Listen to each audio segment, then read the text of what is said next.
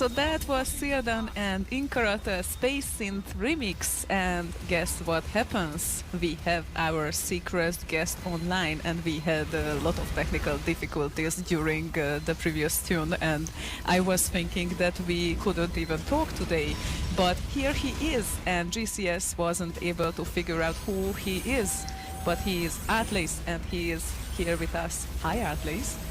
Hi, everyone. Okay, so he is a very old listener, by the way, but we are going to ask him rather about that. And yeah, we both have the same native language, but I promised in the show blurb that we are not going to talk on our native language, which is Hungarian. And I believe that we talked a lot this year at Data Storm Party, which is pretty funny because I believe that we talked more ever than at a Hungarian party, so we had to go to Sweden to do that. This is very funny. Anyway, I would like to ask you, Atlas, first, how did you get to the Slay Radio community and to the remix scene? So what is your history in that regard? Right, well, to be perfectly honest, I'm not on the remix scene per se, but first I heard, I think, about Slay Radio in 2004-ish, something like that. And basically a friend of mine told me about this radio station. She knew I loved C64 and music in general. I mean, C64 musics, and basically introduced me about, hey, there is this new radio station, you might be interested. And I thought, oh, well, let's give it a try. At the same time, actually, I was interested if somebody ever made remixes of Sid tunes, like everyone who ever listened to Sid wanted to do justice to them. And turns out I found the infamous remix.quad.org and started to listen to Slay Radio at the same time. And turns out they were getting music from the same source. So this is how it basically started. And basically I started joining the IRC channel, Shoutbox, and everything else.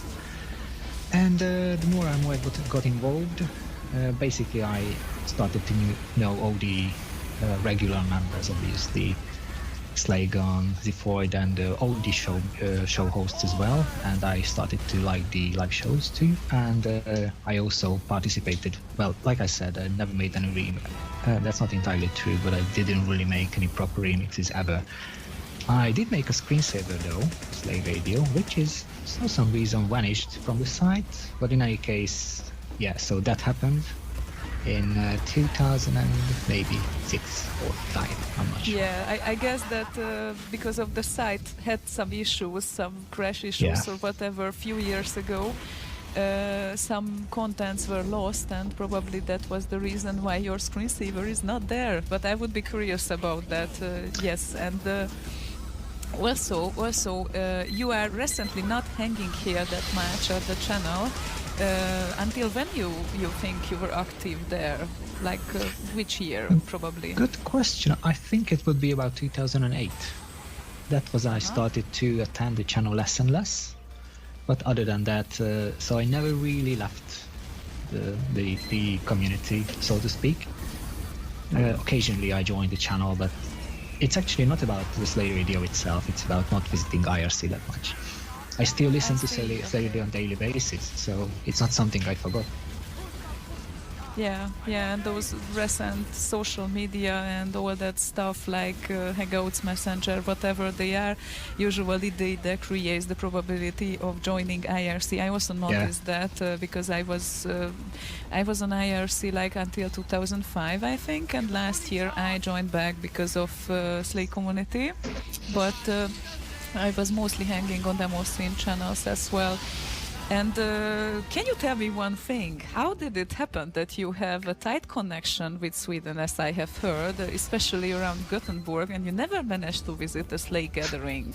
Because you are a listener for so long time already.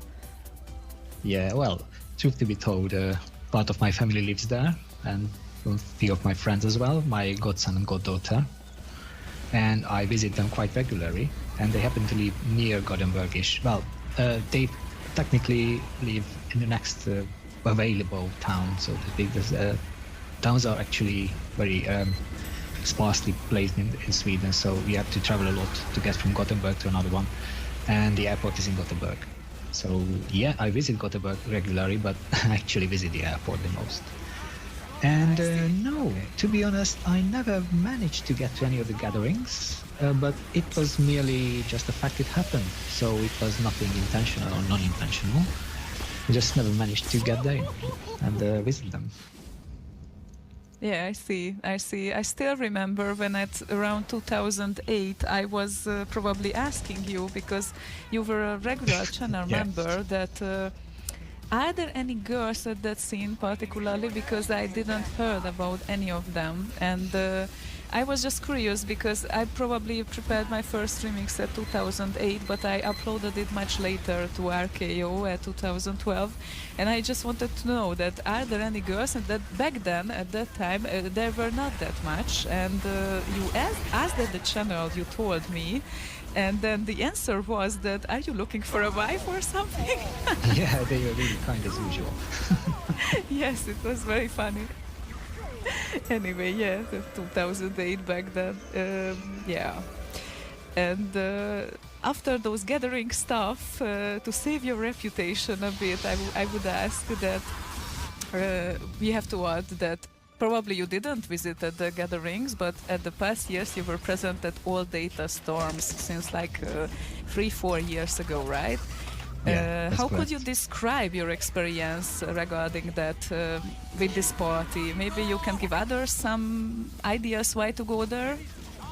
Yeah. Well, data storms are really good parties these days. I mean, you could go to X, you can go to any other big parties, or even Breakpoint, or any of these, but none of these actually as friendly as this one. I mean, this is a small building, a small atmosphere, lots of friendly people are there, and this is really sort of takes you back to the retro parties when parties were mostly about 8-bits and not PC demos and stuff like that. Well, I'm not saying anything is wrong with those, but this is, if you want to have the genuine retro feeling, this is the party to attend, really. The organizers are really great, the compos are really well made. Well, again, think of something really, not saying small scale, but rather like a familiar atmosphere. So it's not like a huge party hall with hundreds of people, although there were really hundreds of people last time.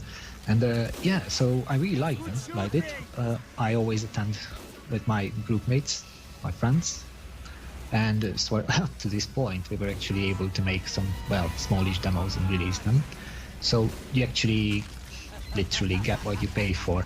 You get a really friendly atmosphere, really good environment and mood, and you get a chance to meet the old, well, legends, so to speak. At least I did. I met a few guys who I never ever seen, and it was just great. Yeah, I guess so. And I also noticed that under the compose, I was pretty surprised about the fact that we had to stand and Yeah, not, that's part of the sit fun. down. That's part of the fun. Stand with a can Yes, of beer in your hand. it looks like, and I would say that if you don't mind now, we would continue with the request, and later on we would come back, and that's going to be right now. I really have to pay attention here. Boz and Panther, and this was requested by Professor Toxic Insanity. So Yeah. this is what we are going to play now, and I just fastly have to find it here because Sounds all good. around here there is something. And yes, here it comes, Boz and Panther, for the request of Professor Toxic Insanity, and after that we are coming back with Artlace to talk about more goodies.